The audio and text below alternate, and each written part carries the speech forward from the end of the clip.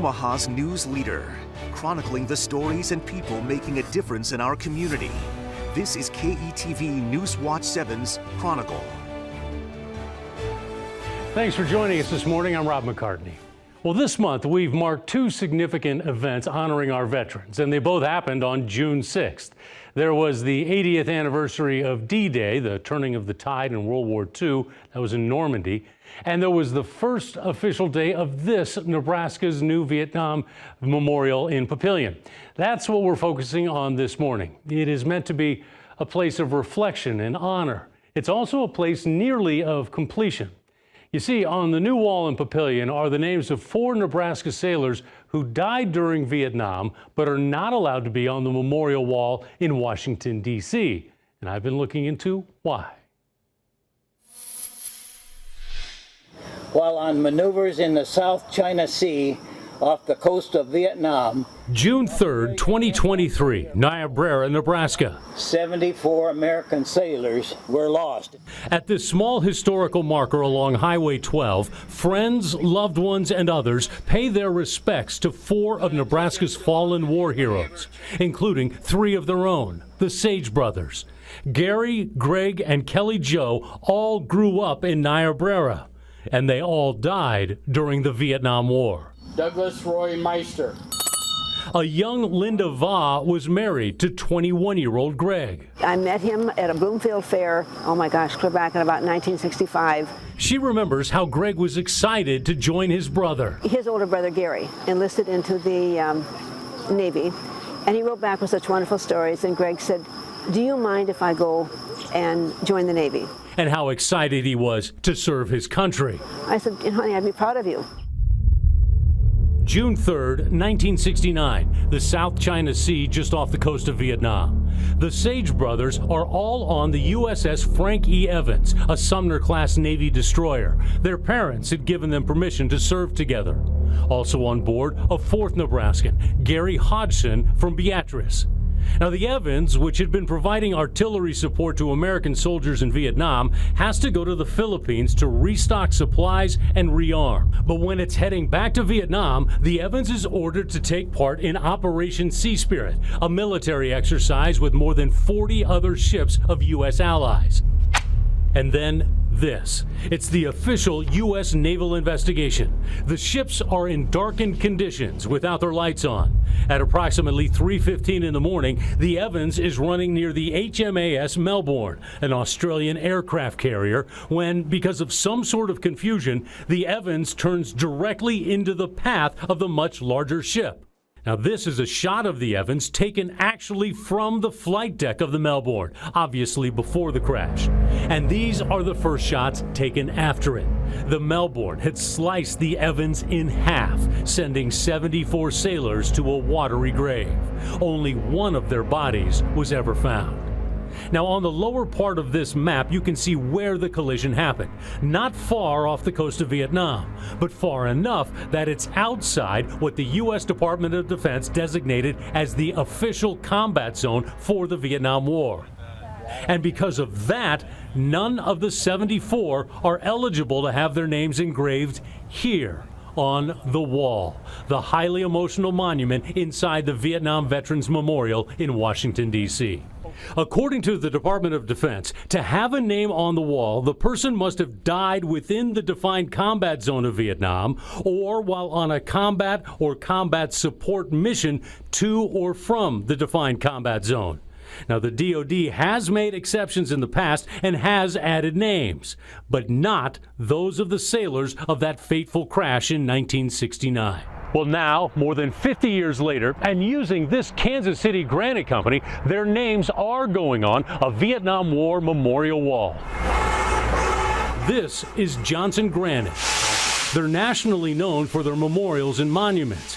Well, now they've been recruited to create part of a new Nebraska Vietnam Veterans Memorial. They're making a wall that includes the names of Nebraska's 400 Vietnam fatalities, including the 4 from the USS Evans.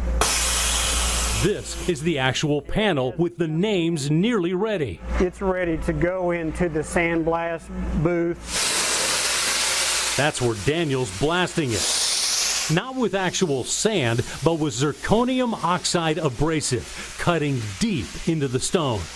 A lot of the granite is domestic, from quarries in South Dakota and Vermont, but not all of it is. These big black tablets, we don't have a black quarry here in the United States, so we go to India. They want to find the perfect product because they want it to resemble the memorial in D.C., and they expect it to last a very long time, hundreds, if not thousands of years. It's a very long-lasting product, and you feel like you've given something. Now, some of these people gave everything, so it's a humble feeling that we just participated in telling a story. And while this work's been happening in KC, this work's been happening in Papillion. Crews getting the site ready for Nebraska's memorial. It's been a battle, though, with funding, the pandemic, the supply chain, the weather, but it's a battle that needed to be fought. The fact that we got here and they didn't means we need to honor them, and we need to take care of the memories for their families and tell their stories, and that's what we're trying to do. George Abbott is a Navy vet. He actually served on a destroyer in Vietnam at the same time, and just like the Evans. I was in the Navy and I was on the gun line. We were a sister ship. Basically, we were DD-759 and they were DD-754. Now he's serving on the board of the Nebraska Vietnam Veterans Memorial. The site will include a restored Huey helicopter, the actual chopper that flew more than 3,000 hours in Vietnam. There'll be interactive tiles of veterans, places to reflect on the war, and of course, the wall. And Abbott says adding the names of the Sage brothers and Gary Hodgson, it's the right thing to do. I think somebody needs to get their head out of the proverbial and get it done, because they spent a lot of time on the gun line and what they call Yankee Station, which is where the destroyers went up and worked with the aircraft carriers. So, you know, in my opinion, they certainly qualify for being on the wall, but I'm not the guy to make that decision. This Honor and Remember flag is presented with eternal gratitude and respect in memory of the Sage brothers. Aim. And we have just never forgotten them. And while it's not the wall in D.C., it is recognition of the supreme sacrifice made by so many, by the 74 men on the USS Evans. Why they won't put it on the wall? All I ask is a half an inch for 74 young men. And for those like Linda Vaugh who are still living with that loss, who are still wondering why the names can't be in D.C. I want my son to go see it, my granddaughter to go see their family's name on the wall.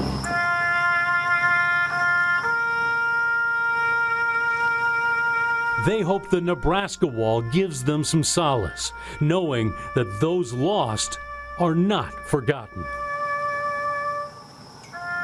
When you forget the boys, when you forget their names, then they're dead. But when they're always remembered, and they're remembered with such good, everybody's so proud to know them.